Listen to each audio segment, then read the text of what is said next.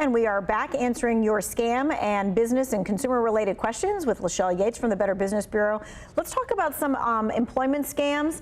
You know, it's not like they're brand new, but it seems like there's always new twists and turns of how they're actually being done. There are new twists and turns, and I do want to say this just so that people understand the severity of the problem. We've actually seen the number of reported job scams to BBB Scam Tracker triple compared to the number of last year. And it's because more and more people are looking for remote positions and scammers are cashing in. The two most common job scams that we're seeing right now are, first, reshipping scams, where you need to buy or your shipped products that you then turn around and send someplace else. And the second one is mystery shopper / car wrapping, where you receive a product and where you receive a check rather to secretly buy gift cards or something at a store, or to send money to a car wrap vendor. The problem is you don't find out that the check is fake until after you've already completed your job of buying the cards or sending the money to the car wrap vendor. So when you're job hunting, here's what you need to look out for. These are the signs of a scam. Does the job have higher than average pay for the position? If so, that is a red flag. If there's no face-to-face interview, they may do it over app or maybe even by phone. But if it's not face-to-face, that's a red flag that it's a scam. Jobs that require you to pay money and then get reimbursed, that's typically the sign of a job scam. Also, remote jobs involving checks, and then also if they cold call you about a job, those are all signs that the job that you're looking at is a scam. But let's say you find a job that you're interested in. What should you do? Well, here are some steps that you can take. First, research the company that's offering the job at bbb.org. If we find out that a scammer is using a legitimate company's name, we will put an alert on that business profile so that you know. Second, call the company that's offering the job and ask and make sure that the job is real. They'll tell you whether they're really hiring for that position or not.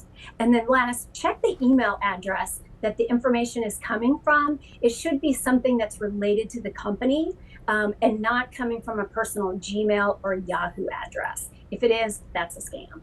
Okay, these are all good things to know. I know a lot of people would say, I think I would know it if I saw it, and yet we continue to get all of these reports all the time.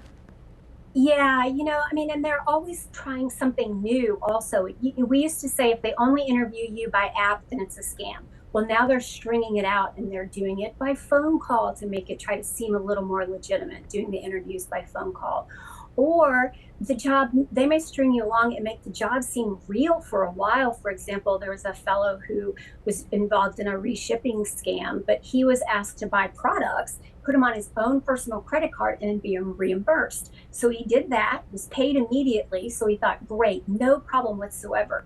He racked up $100,000 in purchases, and then the company went away. He sent the products off. He never got reimbursed that $100,000 worth of items that he bought. So they're very tricky. Just really pay attention and don't be lured in by, one, a remote position, and two, if they're saying that, the salary is outrageous. I mean, we all want that great salary, but really think about it. Is a receptionist going to get paid $45 an hour? Probably not. All right. We do have a few questions here, one of which is, how do I lock my credit accounts? And I'm not sure if they're asking for like how to freeze your credit, or if they're just trying to like talk about like their credit cards. So that's a great question. You can freeze your credit, as you mentioned, and that's probably, if you're worried about have been the victim of a scam, or you're worried that somebody is trying to gain access to your credit or open an account in your name, the best thing for you to do is to freeze your credit. And then that way nobody can open anything. If you wanted to go out and open an account, you would have to call, give them a PIN number, and then they would unfreeze the account. It's very easy to do. You just go to each one of the credit bureaus and go through their process to freeze the account. All right. This person is saying, all right, I use my debit card to buy things online because I use it as a credit card. So is that okay?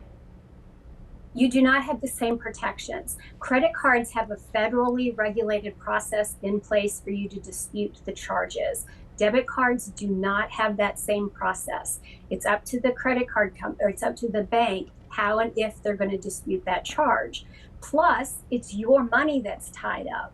So it's the bank is holding your money and it's tied up. You can't use it. Where if it's with a credit card, it's the bank's money that's being in dispute and not yours. So you're just much safer to use a credit card. Even if you get a credit card and you only use it for online purchases or purchases maybe for gas or some of these other places where you're more likely to encounter a scam.